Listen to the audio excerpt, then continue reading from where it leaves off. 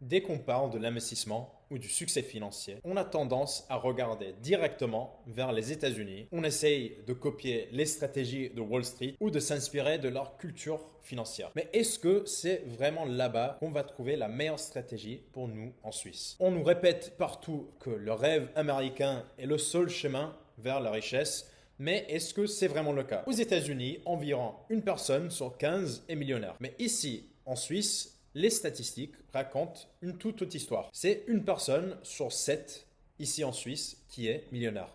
Alors, est-ce que ce chiffre est vraiment crédible? Est-ce qu'une personne sur 7 est vraiment millionnaire en Suisse ou est-ce que c'est un mythe statistique? Et si ce n'est pas un mythe, pourquoi est-ce qu'on a une densité de millionnaires 2 fois plus élevée qu'aux États-Unis? Et pourquoi est-ce qu'on continue pourtant de chercher nos modèles là-bas au lieu de regarder ce qu'on fait de bien ici en Suisse? J'ai travaillé moi-même sur les stratégies des banques privées à Genève et à Zurich avant de fonder Investing.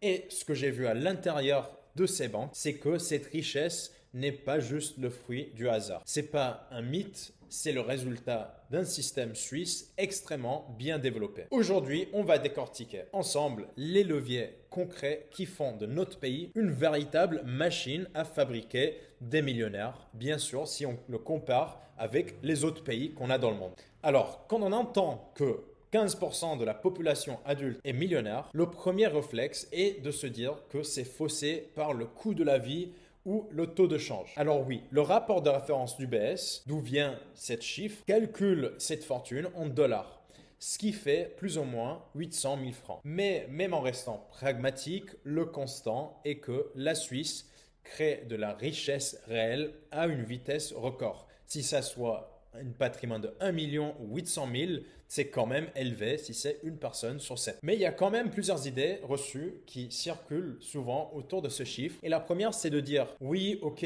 mais en Suisse, tout coûte plus cher, donc être millionnaire ne veut rien dire. En réalité, la richesse, dans ces rapports d'UBS, par exemple, est mesurée en patrimoine net. Donc, après déduction des dettes, par exemple. C'est pas juste une question du café ou du loyer, c'est une question d'actifs. Immobilier, actions, fonds de pension, entreprise. Donc, ça parle de notre patrimoine. Deuxième idée reçue, c'est qu'il y a des gens qui vont dire oui, mais ce sont surtout les ultra riches qui tirent la moyenne vers le haut. Mais là encore, les statistiques sont assez claires. La Suisse ne se distingue pas seulement par des milliardaires, mais surtout par l'ampleur de sa classe moyenne patrimoniale. Autrement dit, il y a énormément de ménages qui accumulent progressivement du capital au fil de leur carrière. Troisième argument que j'entends beaucoup, c'est que oui, mais ce sont surtout des expatriés très riches. En réalité, la grande majorité des millionnaires en Suisse sont des résidents ordinaires, souvent des couples de classe moyenne supérieure qui ont simplement bénéficié de salaires élevés,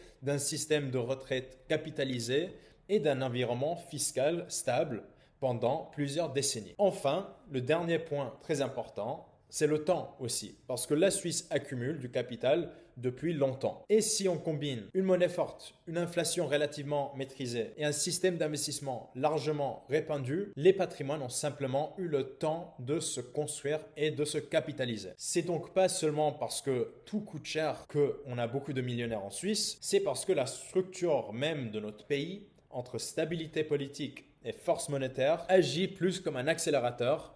Il faut juste prendre ces opportunités et comprendre comment les prendre. Ce succès, pour moi, repose sur 3 piliers qu'on va voir dans cette vidéo. Le franc suisse, notre système de prévoyance et aussi une fiscalité qui est probablement notre plus grand avantage stratégique. Donc, il faut le comprendre pour bien le maîtriser. Le premier levier, c'est le franc suisse. Notre monnaie est un vrai actif financier. Depuis 2010, il s'est apprécié de plus de 35% face à l'euro. Donc, si tu avais 100 000 francs en banque en 2010, ton pouvoir d'achat à l'international a bondi d'un tiers sans que tu n'aies rien fait. C'est un vent arrière permanent pour ton patrimoine. À ça s'ajoute l'écart massif des salaires.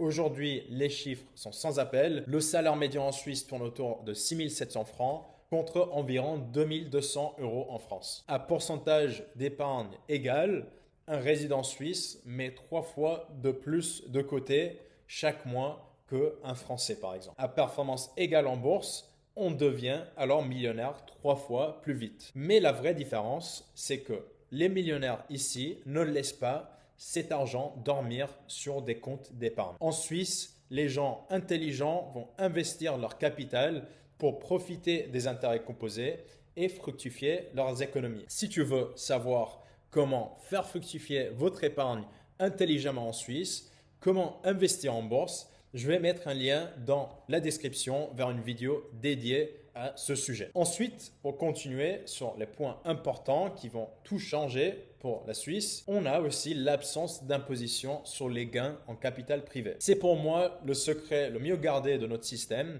Les gens, ils n'en parlent pas assez et j'ai fait une vidéo complète sur ma chaîne YouTube qui explique comment ne pas payer d'impôts sur tes gains boursiers et rester à 0% d'imposition à ce niveau-là. Et je t'invite à la regarder. Je vais aussi la mettre dans la description où tu peux la trouver en cliquant sur ma tête en bas pour regarder plus de vidéos sur ma chaîne. Mais pour faire simple, en France ou en Allemagne, l'État va prendre plus ou moins 30% de tes gains quand tu vends tes actions en bourse. En Suisse, c'est 0%. Tu gardes tout. Sur 20 ans de carrière, 20 ans d'investissement, c'est 30% de différence qui va rester dans ta poche qui peut être investi encore plus pour faire travailler les intérêts composés encore plus.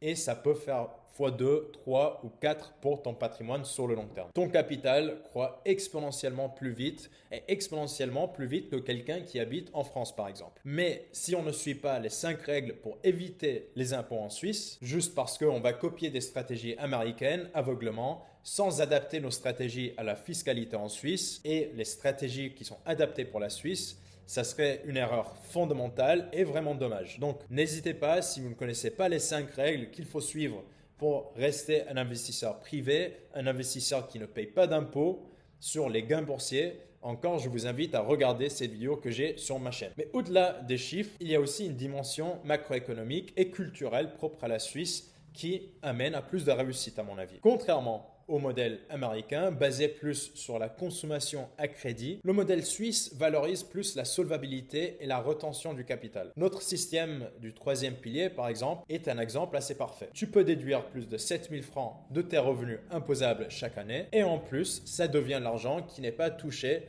par l'impôt sur la fortune. Quelqu'un qui arrive à utiliser tous les avantages, comme le 3e pilier, va avoir beaucoup plus d'opportunités d'arriver à ce million de francs de patrimoine. Et encore un point très très important de ce chiffre de 1 sur 7, 1 sur 7 personnes sont millionnaires, c'est qu'on n'a pas d'impôt sur l'héritage ici en Suisse. Ce qui signifie que si une génération crée de la richesse, elle est transmise à la suivante sans être réduite. C'est très différent de la situation en France par exemple, où l'impôt sur l'héritage peut monter jusqu'à 60%. Donc là-bas, ça fait beaucoup plus difficile de créer de la richesse entre générations si le patrimoine est réduit de la moitié à chaque passage de différentes générations. En Suisse, on n'a pas du tout ce problème et en plus, l'éducation suisse favorise une vision de long terme. On a déjà aussi un système d'éducation gratuit qui permet aux gens d'économiser davantage d'argent plutôt que devoir payer pour leurs études. Si on voit aux États-Unis, par exemple, les frais de scolarité universitaire peuvent atteindre plusieurs centaines de milliers de dollars. Et beaucoup d'Américains doivent contracter des prêts et de s'endetter pendant de nombreuses années juste pour rembourser ces dettes. Donc encore une fois, ce n'est pas un problème qu'on a ici en Suisse.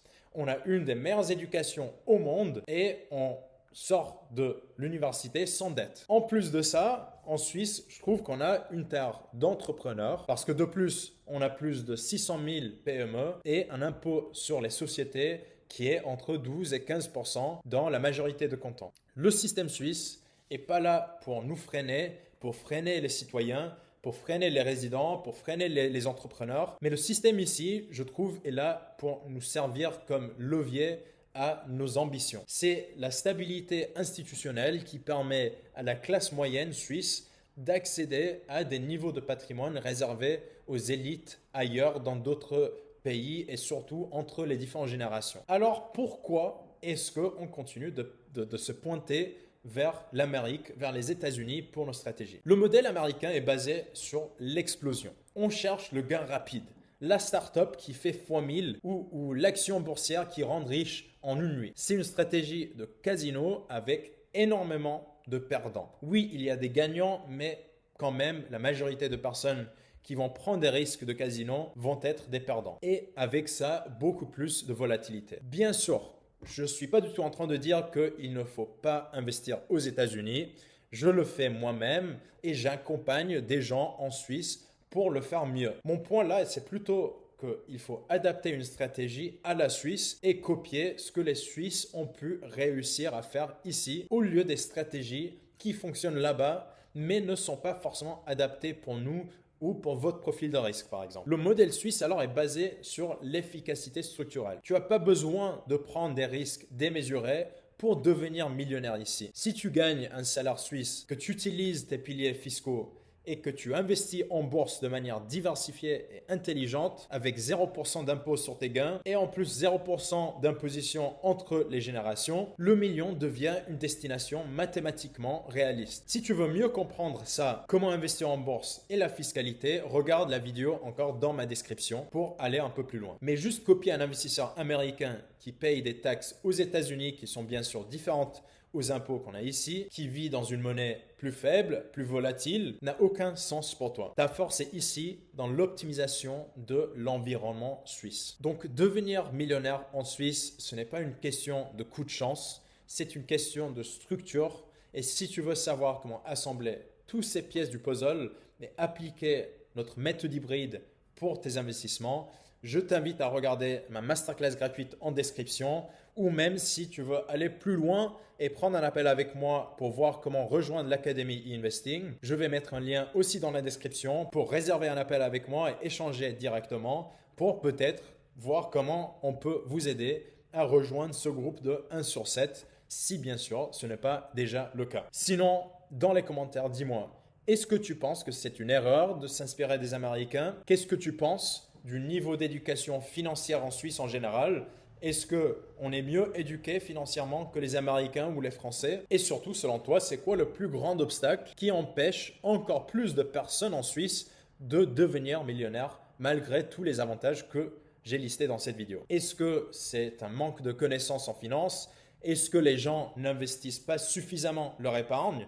Peut-être par peur de prendre des risques. Dis-moi dans les commentaires vos avis sur tout ça et je serai très ravi d'avoir et recevoir vos avis. Abonne-toi à ma chaîne sinon pour rien rater de la vidéo que je publie plusieurs fois par semaine. Et comme d'habitude, on se retrouve très vite pour une nouvelle vidéo financière.